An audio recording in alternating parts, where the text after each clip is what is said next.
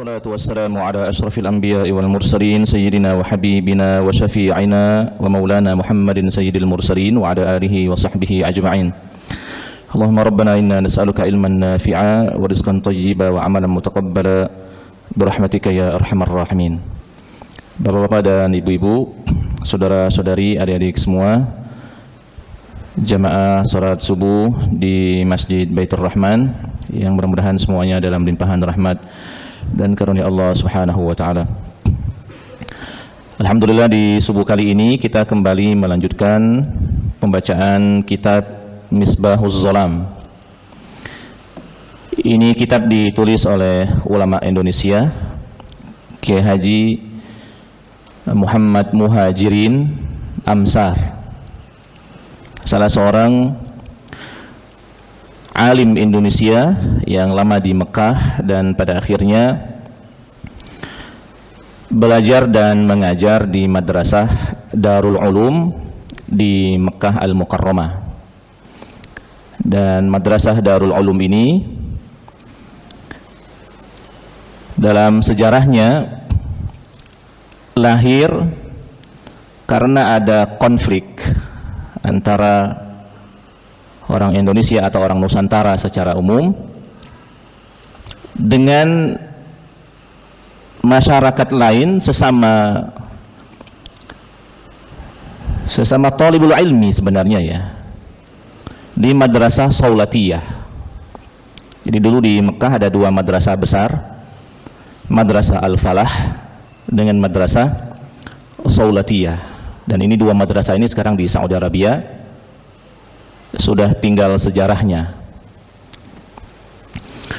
Kiai Haji Hasim Asy'ari dan Kiai Haji Ahmad Dahlan ini bagian dari lulusan Saulatiyah. Nah, pasca dari zaman keduanya ada konflik internal di Madrasah Saulatiyah ini. Lalu kemudian muncul madrasah baru yang kita sebut dengan Madrasah Darul Ulum, yang diinisiasi salah satunya adalah oleh orang Palembang juga, Habib Al-Musawwah, kemudian dibantu dengan ulama-ulama yang lainnya sampai akhirnya Syekh Yasin Al-Padani. Lalu kemudian juga yang terlibat di dalam mengembangkan dan membesarkan Madrasah Darul Ulum ini adalah Kiai Haji Abdul Rashid Siddiq Palembang, dan termasuk akhirnya Kiai Haji Muhammad Muhajirin Amsar juga menjadi bagian yang terlibat dalam membesarkan Madrasah Darul Ulum. Nah, karena dulu orang-orang Indonesia belajarnya di Saulatiyah, setelah munculnya Darul Ulum, akhirnya pasca kemunculan Darul Ulum, orang-orang Nusantara terutama itu kalau ke Mekah belajarnya ke Darul Ulum.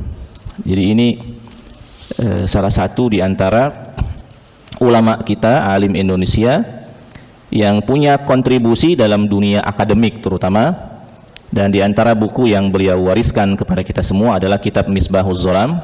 Saya punya dalam versi 4 jilid sebagai penjelas dari kitab hadis Bulughul Maram, dan kitab Bulughul Maram ini yang ditulis oleh Imam Ibnu Hajar Al-Asqalani, salah seorang ulama bermazhab Syafi'i, yang mengumpulkan dalil-dalil hadis yang biasanya dipakai oleh mazhab Syafi'i saat mereka berbicara tentang hukum Islam atau hukum fikih. Dan Misbahuz Zolam ini adalah satu di antara syarah yang menurut kami pribadi bagus untuk dibaca. Kenapa bagus untuk dibaca? Yang pertama karena kitab Bulughul Maram, penulisnya adalah Imam Ibnu Hajar Al-Asqalani, ini bermazhab Syafi'i. Lalu kemudian kitab Misbahuz Zolam yang ditulis oleh Kiai Haji Muhammad Muhajirin Amsar, ini juga bermazhab Syafi'i. Kitab Syafi'i dijelaskan oleh ulama Syafi'iyah. Menurut saya ini sangat fair, karena ada banyak dalam dunia akademik kitab mazhab Syafi'i dijelaskan oleh, dalam tanda kutip, pembenci Syafi'iyah. Maka yang nanti akan kita dapatkan kalau model pembelajaran seperti itu, kitab-kitab mazhab Syafi'i ini akan dikoreksi oleh pensyarah berikutnya. Dan ini dalam dunia akademik memang sebenarnya biasa-biasa saja, cuma kadang-kadang ada beberapa ketidakfairan saat berbicara tentang kutub Syafi'iyah, karena yang menjelaskannya bukan bermazhab Syafi'i. Disinilah kadang-kadang terjadi misalnya beberapa kesalahan akademik yang menurut kami pribadi sangat fatal, misalnya sampai merubah sebagian dari diksi atau kalimat yang ada di dalam beberapa kutub Syafi'iyah, dan itu terjadi tahrif namanya ya. Di redaksi asli dalam mazhab Syafi'i misalnya seperti apa, lalu kemudian dijelaskan, ada semacam koreksi, dicoret, lalu kemudian dikasih footnote bahwa yang dimaksud oleh penulis bukan itu, tapi yang benar adalah ini.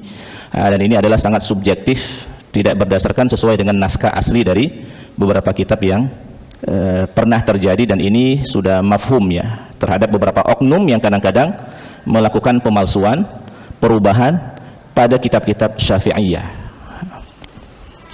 Dan ini juga yang akhirnya dulu pernah kita bicarakan, kalau mau fair misalnya membawa nama ulama Syafi'iyah dari awal sampai habis, kiranya juga berjalan sesuai dengan aturan di dalam mazhab Asy-Syafi'i. Misalnya ada banyak lembaga pendidikan mengatasnamakan Imam Asy-Syafi'i, sekolah Imam Asy-Syafi'i, pesantren Imam Asy-Syafi'i, perguruan tinggi Imam Asy-Syafi'i. Coba lihat di dalamnya, apakah di dalamnya sejalan dengan ide pemikiran Imam Syafi'i, atau justru di dalamnya adalah mengoreksi pendapat Imam Asy-Syafi'i. Dan itu sekali lagi tidak fair ya. Baik, ini muqaddimah awal. Sebagai muqaddimah yang kita berikan untuk kemudian kita masuk ke hadis-hadis Rasulullah SAW di dalam kitab Misbahuz Zalam, dan kita masih berbicara dan masih melanjutkan pada pembahasan bab azan dan iqamah. Hadis yang pertama, bismillahirrahmanirrahim. Wa an Jabirin anna Rasulullah sallallahu alaihi wasallam qala li Bilalin, dari Jabir radhiyallahu anhu, anna Rasulullah sallallahu alaihi wasallam qala li Bilalin, bahwa Rasulullah sallallahu alaihi wasallam berkata kepada Bilal, idza adzanta fatarassal wa idza aqamta fahdur waj'al baina adzanika wa iqamatika qadra ma yafrughul akilu min aklihi.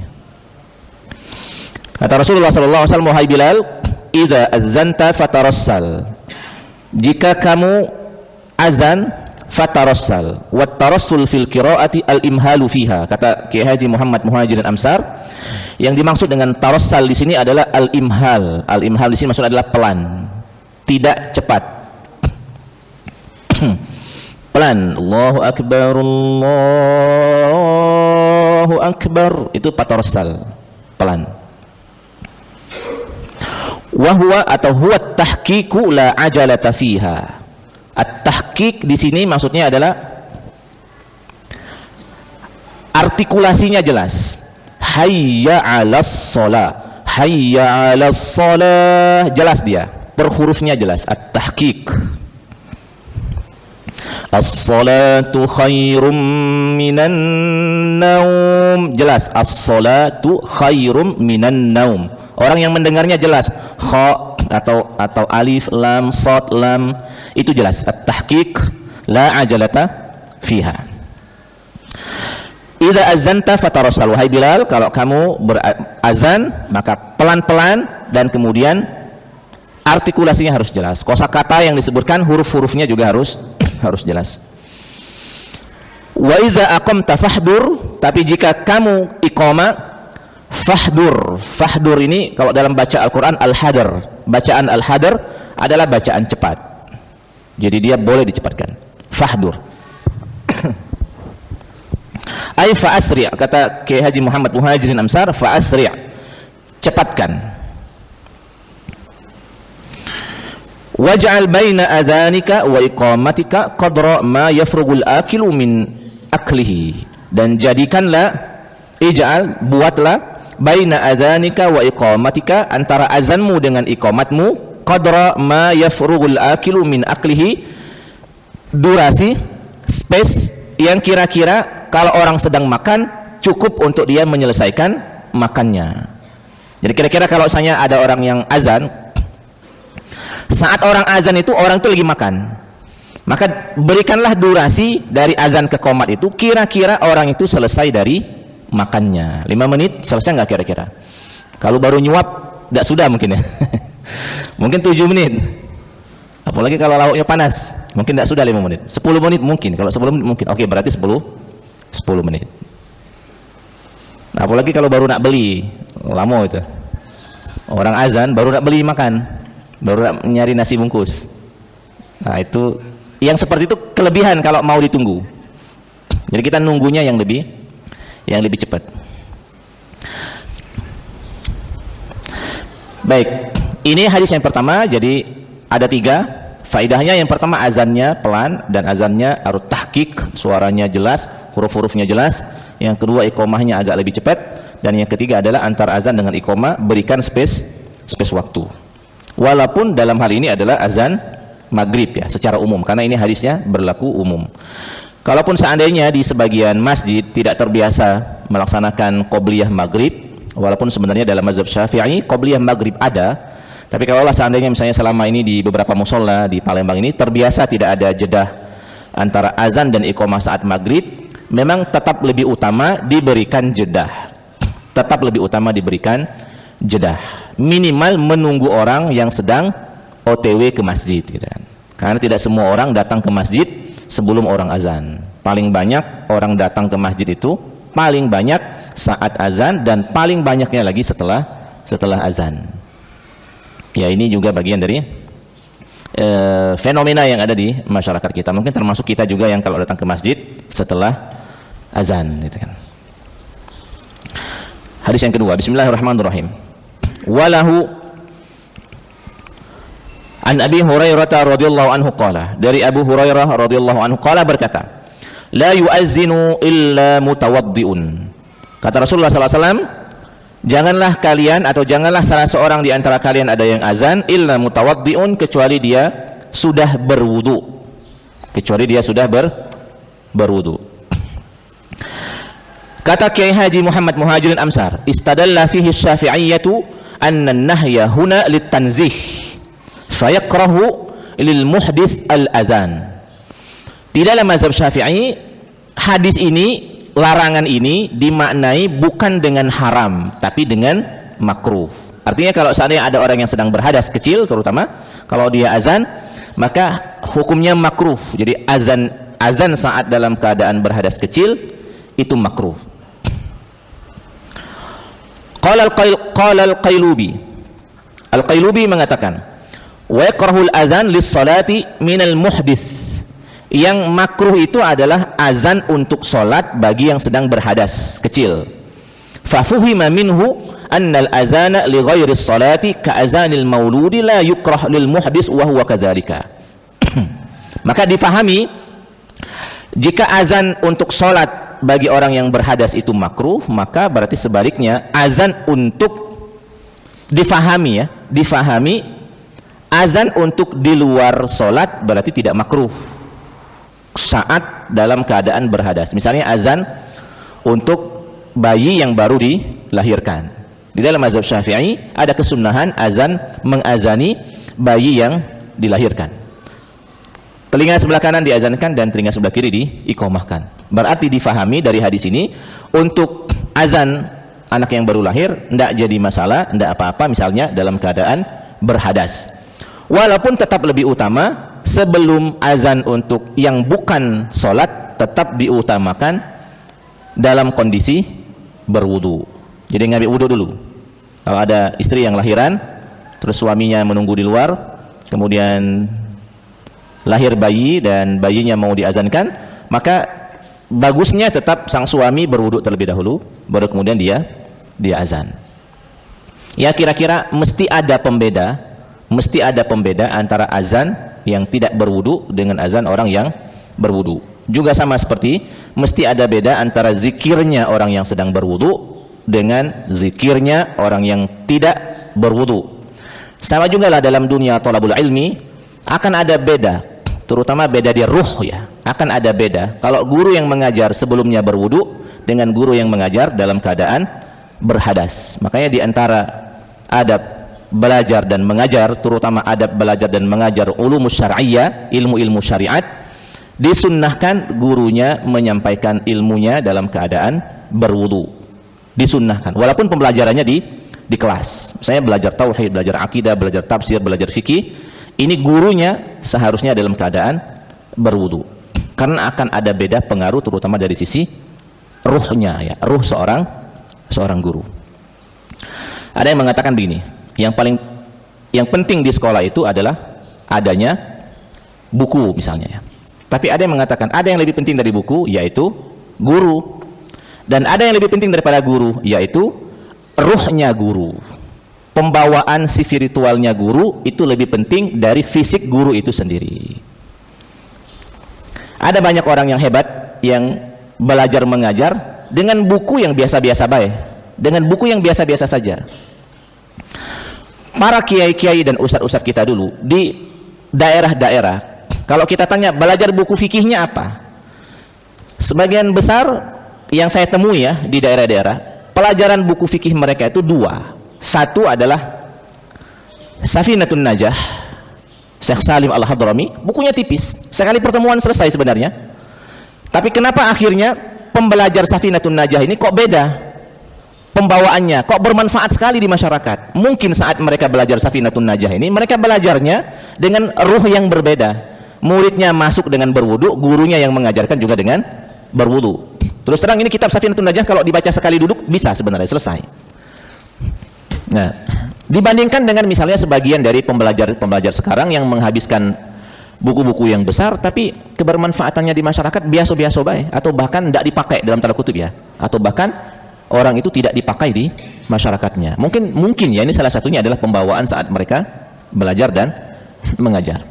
Nah, setelah kitab Safinatun Najah, apa yang paling banyak dipelajari oleh masyarakat kita? Matan takrib. Matan takrib agak tebal sedikit, 2 kali pertemuan selesai sebenarnya kalau mau dihabiskan. Kalau mau dihabiskan dengan cara cepat. Nah, cuma lagi-lagi kenapa 2 kitab ini sangat populer di masyarakat dan orang-orang yang belajar mengajarnya itu biasanya dipakai di masyarakat, dijadikan tetua di masyarakat. Nah, itu karena mungkin saat mereka belajarnya dengan cara yang seperti ini. Dimulai dengan berwudu terlebih dahulu. Jadi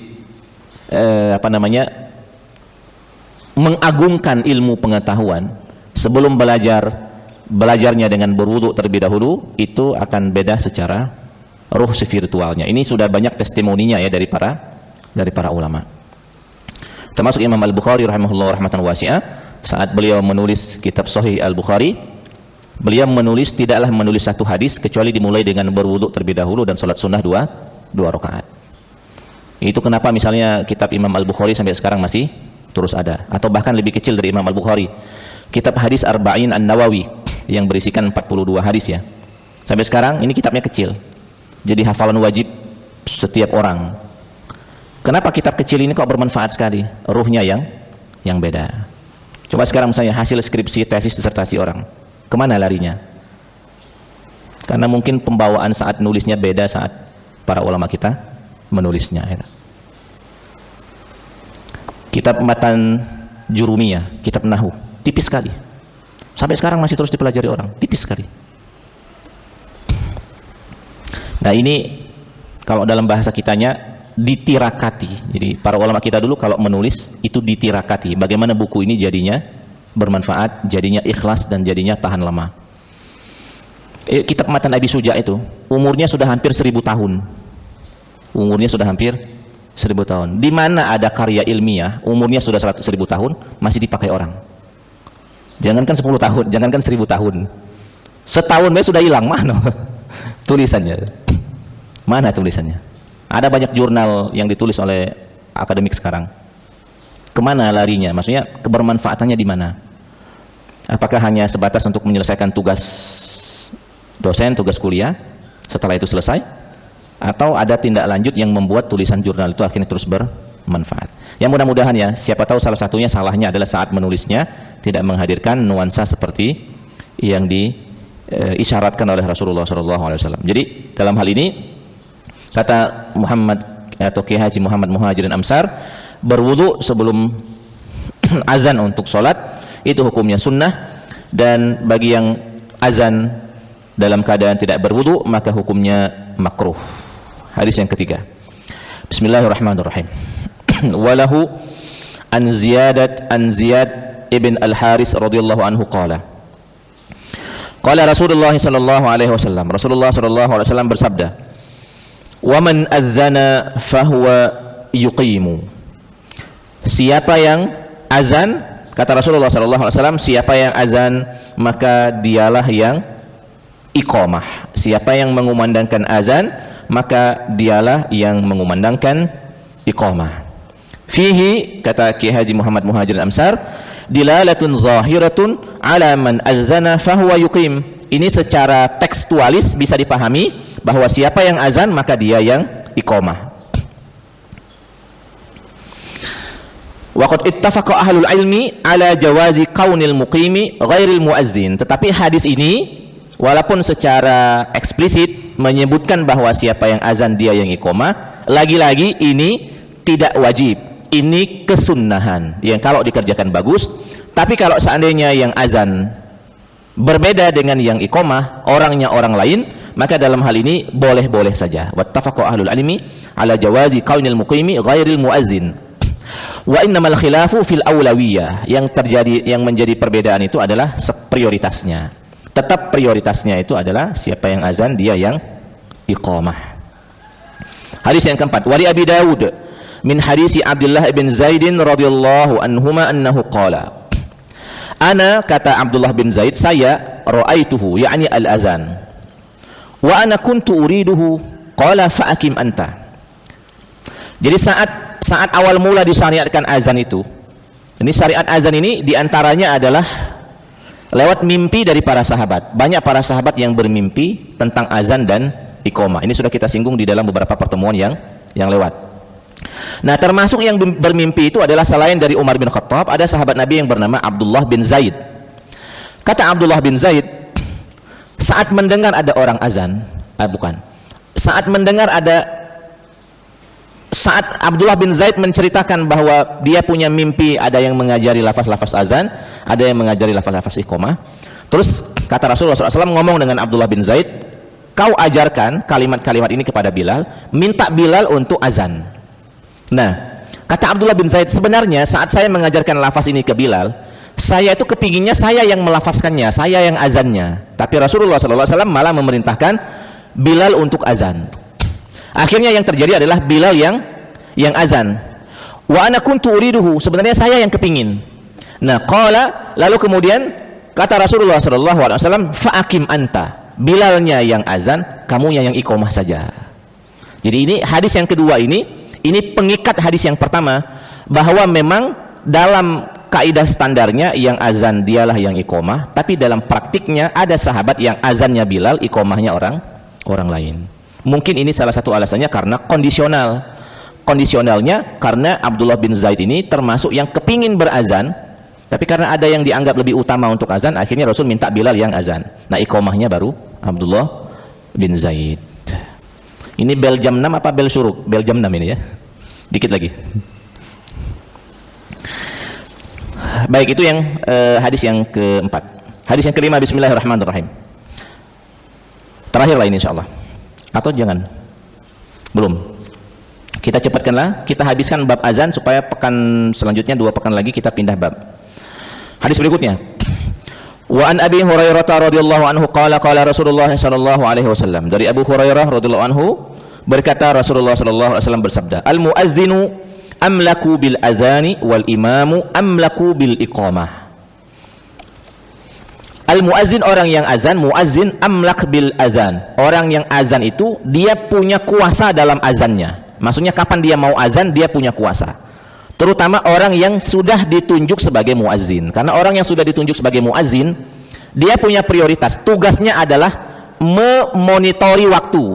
Kalau matahari sudah terang, ini sudah zuhur belum? Dia yang harus pertama sekali bertanggung jawab dalam waktu sholat. Makanya orang yang muazzin itu dia yang harus bertanggung jawab kapan dia harus azan. Jangan nanya ke yang lain, jangan. Dia yang harus bertanggung jawab. Wal imamu amlaku bil iqamah, sedangkan imam dialah yang punya tanggung jawab untuk iqamat atau belum. Jadi aslinya dulu di zaman Rasulullah SAW modelnya memang begitu. Orang yang azan dia yang bertanggung jawab untuk azan. Sedangkan untuk iqamah bukan azannya yang punya, bukan muazzinnya yang punya tanggung jawab, tapi imamnya. Kalau kata imamnya qomat. Kalau kata imamnya nanti. Aslinya begitu.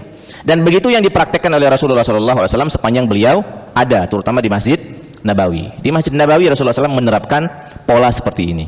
Kalau azan, tidak usah nanyo lagi, azanlah saat dirasa sudah masuk waktu salat. Tapi kalau iqamat, jangan iqamat dulu kecuali atas izin Rasul Shallallahu Alaihi Wasallam. Nah, tetapi karena seiring berjalannya waktu, akhirnya untuk azan, ya memang yang paling berhak adalah muazinnya. Dia akan melihat waktu, jam, dan untuk iqamahnya biasanya disepakati. Karena biasanya yang terjadi di masyarakat, terutama di masjid-masjid ya kadang-kadang kita punya imam tetap, tapi imam tetap kita ini juga tidak seketat misalnya kehadirannya full 100% di sini. Biasanya imam tetap kita ada jalan-jalannya dulu kemana-mana misalnya, sehingga kadang-kadang imamnya juga sedikit banyak ada telatnya misalnya ya. Maka kalau menyandarkan iqamah ke imam tetapnya sekarang ini misalnya agak kurang maksimal, akhirnya dibikinkan semacam kesepakatan, dan ini sah-sah saja antara azan dengan iqamah dibuat space waktu yang sudah disepakati. Ada imamnya atau tidak ada imamnya yang sudah datang, minimal dia sudah menyepakati bahwa waktu iqamahnya adalah sekian menit dari azan. Nanti kalau sudah iqamah, imam tetapnya belum datang, ya nanti baru diganti dengan imam pengganti. Nah, kalau di Masjidil Haram mungkin misalnya, karena di Masjidil Haram sangat ketat sekali, kehadiran imamnya di absen di absen. Kalau imamnya telat dikurangi kalau imamnya tidak masuk dipotong gaji 3 kali tidak masuk dipecat misalnya ya. Itu mungkin diberlakukan untuk Masjidil Haram. Tapi kalau untuk masjid-masjid lain biasanya agak lebih longgar. Imamnya dipersilakan nak kemana silakan, nak ngajar di luar silakan. Nah, mungkin misalnya maghrib dan isya terutama atau subuh misalnya baru hadir di lokasi misalnya. Ini hadis yang berikutnya. Bismillahirrahmanirrahim. Wa an Anas bin Malik radhiyallahu anhu qala, dari Anas bin Malik radhiyallahu anhu berkata, qala Rasulullah sallallahu alaihi wasallam, Rasulullah sallallahu alaihi wasallam bersabda, la yuraddu du'a'u bainal azani wal iqamah, doa tidak akan tertolak antara azan dan iqamah. Saya kira ini hadisnya jelas, secara teks juga jelas, dan Kiai Haji Muhammad Muhajirin Amsar juga tidak banyak komentar dalam hadis ini. Intinya adalah di antara waktu istijabah berdoa itu adalah antara azan dengan iqamah. Sekurang-kurangnya doa yang dimaksud itu adalah doa di hadis berikut ini, dan ini menutup kajian kita pada pagi hari ini.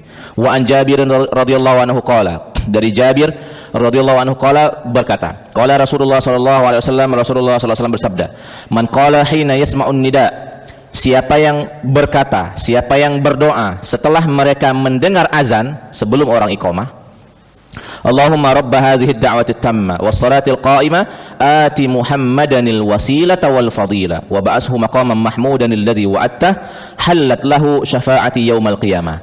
Siapa yang berdoa setelah orang selesai azan sebelum iqamah, doanya adalah Allahumma rabb hadhihi ad-da'wati at-tamma dan seterusnya, maka kata Rasulullah sallallahu alaihi wasallam, halat lahu syafa'ati yaumal qiyamah, orang itu akan berhak mendapatkan syafaat Rasulullah sallallahu alaihi wasallam di hari kiamat. Nah, kata Kiai Haji Muhammad Muhajirin Amsar, sekurang-kurangnya inilah doa yang harus diprioritaskan antara azan dan iqamah. Jangan sampai, walaupun boleh, jangan sampai doa azannya tidak dibaca, tapi doa minta rumah, minta rezekinya lancar sekali bacanya. Yang itu dulu baca, doa sudah azan itu dulu yang dibaca. Karena itu yang paling prioritas. Kalaulah seandainya mencukupkan diri dengan doa setelah azan itu baik, tanpa diisi dengan doa-doa yang lain, itu saja sebenarnya sudah sangat maksimal. Karena kebutuhan kita dengan syafaat Rasulullah SAW itu melebihi dari kebutuhan kita untuk sekedar memenuhi hak-hak duniawi. Jadi boleh panjang-panjang berdoa setelah azan dan iqamah, boleh, tapi prioritaskan doa setelah azan terlebih dahulu. Jangan sampai nanti misalnya orang azan kita masih sibuk dengan aktivitas kita, doa setelah azan tidak sempat, habis itu kita masuk masjid, kita sholat tahiyatul masjid, sholat qobliyah subuh, habis itu kita berdoanya panjang sekali. Boleh, tapi itu tidak prioritas. Yang prioritas itu adalah memulainya dengan doa setelah azan. Jadi ini penutup kita di pagi hari ini dalam bab azan di kitab Misbahuz Zulam yang ditulis oleh Kiai Haji Muhammad Muhajirin Amsar. Jika ada yang pengen ditanyakan, terutama seputar bab azan atau seputar yang tadi kita bicarakan atau seputar yang lainnya yang mungkin bisa saya jawab, kami persilakan sebelum kita istirahat dan sebelum kita melaksanakan agenda masing-masing selanjutnya. Kami persilakan. Ustaz, kalau yang doa tadi Itu memang dibutuhkan gitu. Tapi kalau yang mengulang ini lafaz azan yaitu sudah itu manfaatnya apa dan bagaimana dengan orang kalau yang orang lagi azan dia sibuk ngobrol. Ada yang tidak peduli atau ada yang berbaring. Ada yang coba tolong jelaskan itu. Oke, yang pertama sebenarnya sudah kita bahas di 2 pekan atau 1 bulan yang lewat. Yang pertama menjawab azan itu khilafiyah di antara para ulama apakah wajib atau dia sunnah. Ini khilafiyah di antara para ulama. Kita anggap misalnya kita ambil pendapat yang paling ringan, misalnya menjawab azan itu hukumnya sunnah, menjawab dengan lafaz. Saat orang menyebut Allahu Akbar, kita yang mendengarnya mengucapkan yang sama. Asyhadu an la ilaha illallah juga sama. Saat orang mengucapkan hayya 'alas shalah, la haula wala quwata illa billah, hayya 'alal falah juga sama. Nah, saat orang mengucapkan as-salatu khairum minan naum, jawabannya kalau di dalam mazhab Syafi'i, shadaqta wa barirta. Boleh wa barorta, tapi wa barirta dinilai lebih fasih. Shadaqta wa barirta. Sudah kita bahas 2 pekan kemarin. Tapi kalau shadaqta wa barorta boleh.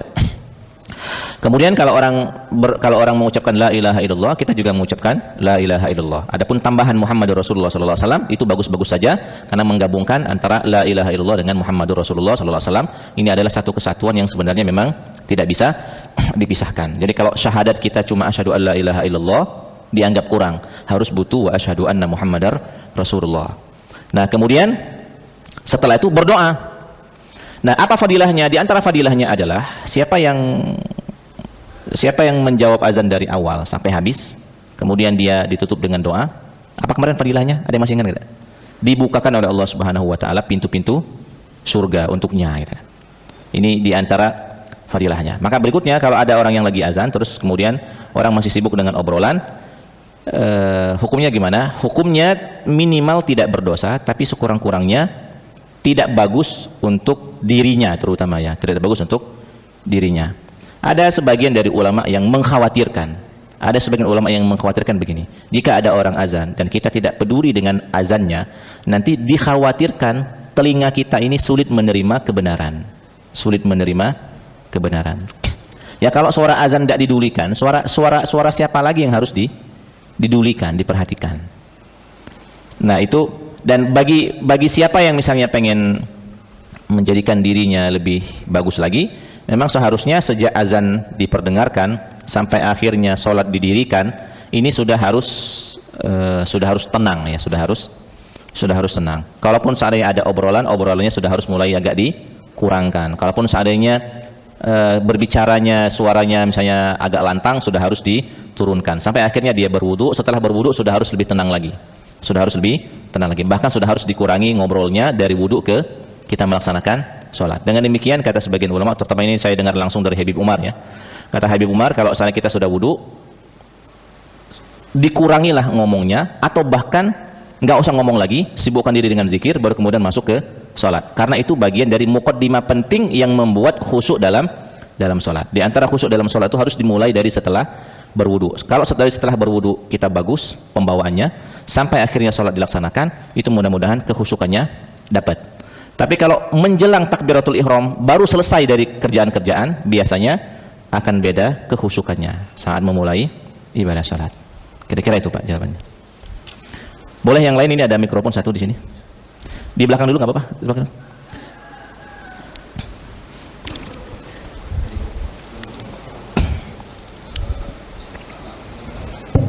Ya, yang pertama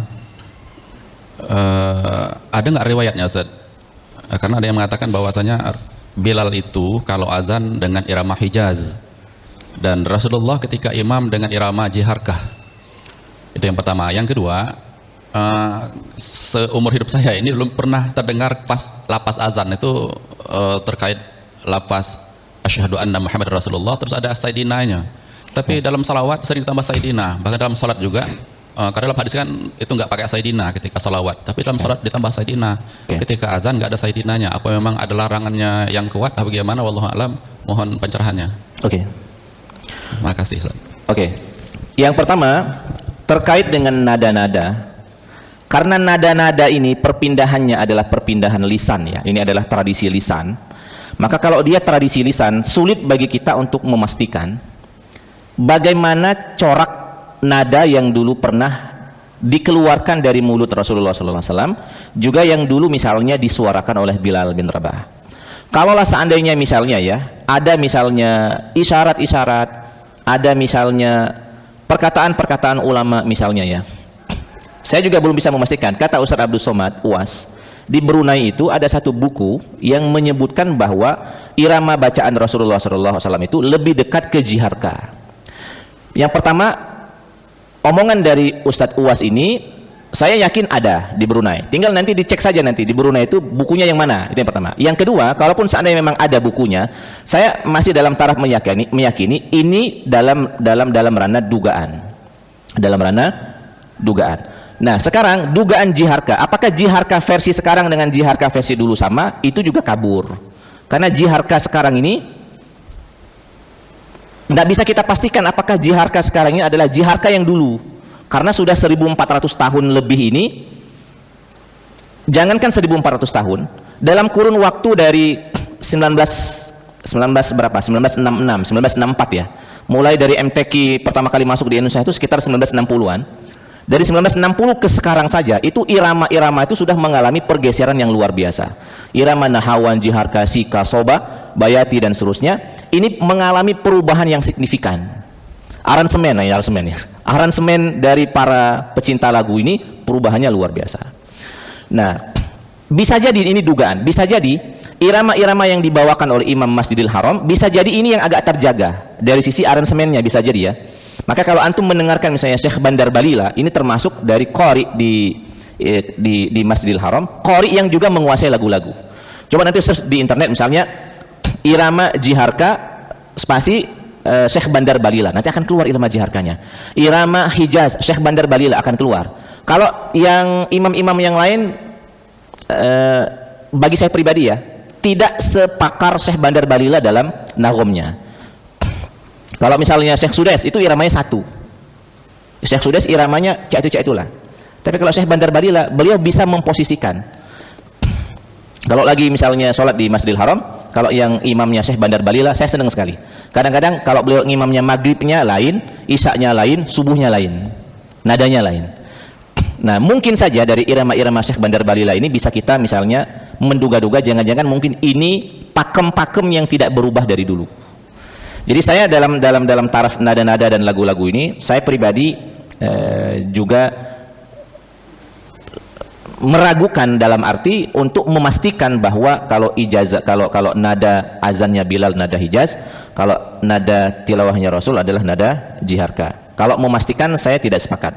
Tapi kalau seandainya menduga, mungkin, karena ini adalah tradisi lisan yang sulit diprediksi. Tidak ada rekaman, tidak ada voice dan segala macam.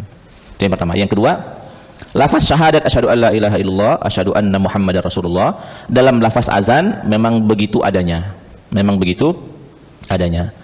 Adapun kalau seandainya ditanya, kenapa rata-rata Rasulullah SAW mentakrir itu menyetujui, meminta untuk kalau menyebut nama beliau jangan menggunakan atau tidak ada kosakata sayyidina.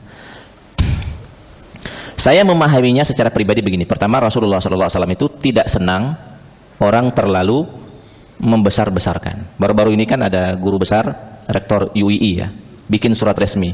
Kalau menulis nama saya dalam format apa saja, kecuali dalam ranah akademik, tolong gelar profesor doktornya jangan ditulis. Ini baru-baru ini ya, sekitar 2 minggu yang lewat mungkin ya, atau 3 minggu yang lewat. Nah, samalah Rasulullah SAW, bukan sama. Rasulullah SAW termasuk pribadi yang kalau menyebut nama beliau itu kata Rasulullah SAW biasa-biasa belah. Ibarat ini hanya untuk mendekatkan ya. Misalnya saya pribadi misalnya, kalau ada orang, kalau saya ngisi tausiah misalnya, Ustaz tolong tulis namanya, saya tulis nama saja. Kaget biasanya MC ngomong, Ustaz gelarnya apa? Udah usah lah saya bilang, sebut saja namanya. Nah biasanya MC ini tidak dapat dari saya, nanya ke yang lain dia, siapalah gelar Ustaz Said. Nanti saat menyebutkan ada gelarnya. Nah kalaulah sudah ada gelarnya, tidak mau modal lagi kan. Jadi ibaratnya dari Rasul tidak ada kata Sayyidina. Terus kalau ada orang nambah Sayyidina, apakah Rasul marah? Rasul membiarkan. Disinilah letak bahwa penambahan Sayyidina itu tidak pernah dilarang oleh Rasul Shallallahu Alaihi Wasallam. Karena penambahan itu adalah penambahan yang tidak menyalahi syariat dan Rasul Sallallahu Alaihi Wasallam juga secara pribadi tidak komentar saat ada yang melakukan penambahan-penambahan seperti itu. Ini kalau dalam pembahasan para ulama disebut dengan apakah al-adabu aula minal littiba. Rasul ngomong misalnya begini, Rasul ngomong A, boleh nggak kita tidak melakukan A tapi kita melakukan B? Contohnya begini, dalam perjanjian Hudaybiyah antara kaum musyrikin dengan Rasulullah SAW, di perjanjian itu ditulis, ini perjanjian antara orang musyrik dengan Rasulullah, dengan Muhammad Rasulullah. Kata orang musyrik, wahai Nabi, untuk poin pertama kami tidak setuju dengan diksi ini perjanjian dari musyrik dengan Rasulullah. Kami tidak setuju, kata Rasulullah, hapus katanya. Tulis Muhammad baik. Ini perjanjian antara orang musyrik dengan Muhammad. Terus kata Rasulullah ngomong dengan para sahabat, hapus kalimat Rasulullah. Ini omongan Rasul, hapus kalimat Rasulullah. Sekarang apa yang terjadi di lapangan? Apakah sahabat yang menjadi sekretaris menghapusnya? Enggak dihapus. Apakah dalam hal ini sahabat menentang perintah Rasul? Bahwa Rasul menyuruh menghapus kata Rasulullah, tapi sahabat tidak mau menghapusnya? Enggak. Disinilah di antara faktor yang akhirnya menjadikan mereka atau para ulama yang sepakat dan setuju-setuju saja dalam penambahan kata Sayyidina dalam hal ini, walaupun misalnya Rasulullah SAW mengajarkan tidak ada kata Sayyidina dalam salawat, dalam azan dan seterusnya, maka dalam beberapa waktu, terutama misalnya di luar azan atau di luar salat, ada kata penambahan Sayyidinanya. Ini penambahan yang baik-baik saja, bukan penambahan yang bertentangan dengan perintah Rasul Shallallahu Alaihi Wasallam. Ya mungkin jalan tengahnya, kata Syekh Said Ramadan Al-Buti, ya, salah seorang ulama yang saya sering dengarkan kajian-kajiannya, walaupun beliau sudah meninggal dunia, kajian YouTube-nya itu lengkap sekali, syarah hikam Athaiyah, kajian tauhidnya, kajian tafsirnya, kajian akidahnya lengkap sekali, kajian sirah nabawiynya juga lengkap sekali. Dan bagi yang bisa berbahasa Arab, mendengarnya langsung dengan bahasa Arab juga pasti akan lebih lagi rasanya. Nah, kata Syekh Said Ramadan Al-Buti, jalan tengahnya adalah kalau memang kepengen menambah kata Sayyidina, kalau di dalam sholat kita cukupkan dengan yang diajarkan oleh Rasulullah SAW tanpa Sayyidina. Tapi kalau di luar sholat silakan menambah dan silakan mengekspresikan diri sebaik-baik mungkin dan sebanyak-banyak mungkin selagi kita menempatkan Rasulullah sebagai Abdullah, selagi kita menempatkan Rasulullah sebagai Abdullah. Itu ini kata kuncinya. Saya kira Pak Ibrahim kita cukupkan dulu Pak ya. Oke, terima kasih Pak. Kita ngobrol lagi setelah ini. Kita berikan hak jamaah untuk sholat sunnah dan seterusnya, beraktivitas sesuai dengan agenda masing-masing. Subhanakallahumma rabbana wa bihamdika asyhadu an la ilaha illa anta astaghfiruka wa atubu ilaik. Wassalamualaikum warahmatullahi wabarakatuh.